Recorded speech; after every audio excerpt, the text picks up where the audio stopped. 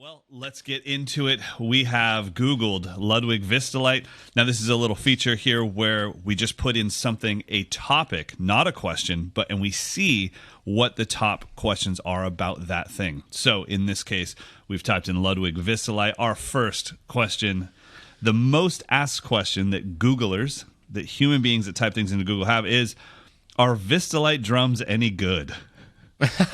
Love Solid. it. Straight to the point. That's Solid. like a toddler question. Do you know what I mean? I love it. I think it's actually a really good question because, of course, when people are saying Vistalite, that's Ludwig's name for their acrylic shell that they've made since the 70s. It was introduced in 1972. I'm not looking at Google. I just know that stuff. I literally just saw it out of the corner of my eye. I was like, hey, that's what I need right now. That's the exact fact I need right now. So it's been around since the 70s, but it is different for sure. Playing an acrylic kit is not the same as playing a standard maple shell or a 6-ply maple shell or even a 3-ply maple shell. It projects different, and I cannot wait for you to be able to A/B it with your current Ludwig Classic Maple against this in the same room, same mic, same everything, because you'll have such a great comparison to know what is this thing. Like, you said you did play an acrylic kit on the road once, right? Yeah, it was a nightmare, mate. It was, really? I think it was an SJC. And shout out to SJC for making amazing kits. Oh my god! Someone's gonna. What's the word in America that you always use? Cancelled.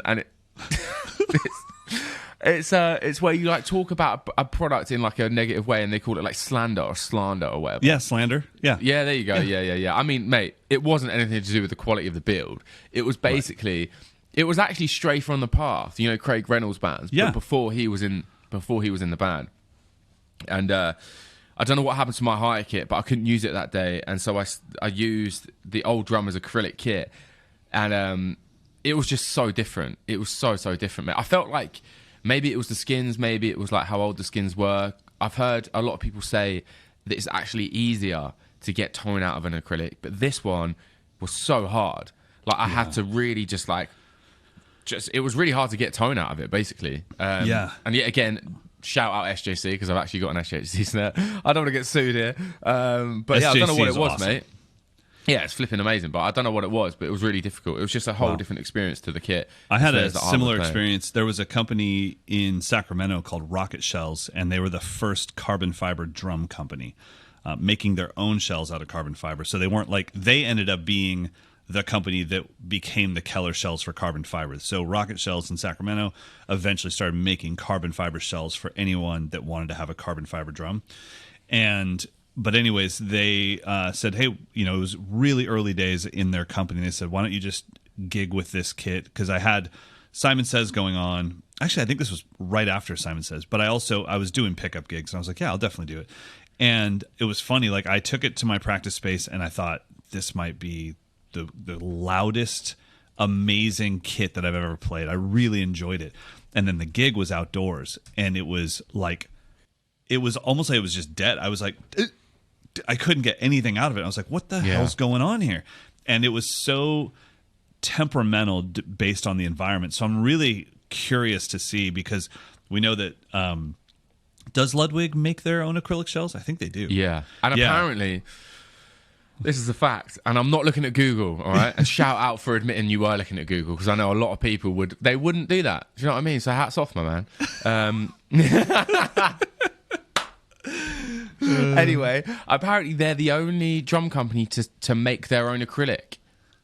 Yeah, I mean, that's what I've always understood, because I remember, when anyone would introduce an acrylic shell, I always thought, oh, okay, so that's cool that you offer it, but it's not your thing, where I've always thought that Ludwig did make their own acrylic shells. So I'll be interested to see what you think and what it's like, especially as you do stuff live with it. How does that translate? Is it amazing in your room and then it's different on the road? Or is it something where as long as it's mic'd and you have great in-ears, it's heaven?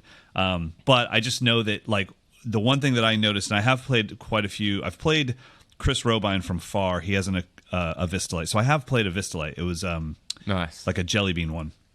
But one thing that I noticed about it was you cannot tippy tap of Vistalite. Like if you go flap, it's like it just laughs at you. It literally shames you, and it's like, you child, get off me. But when you really lay into it, they kind of come alive and they get compressed and they sound really cool.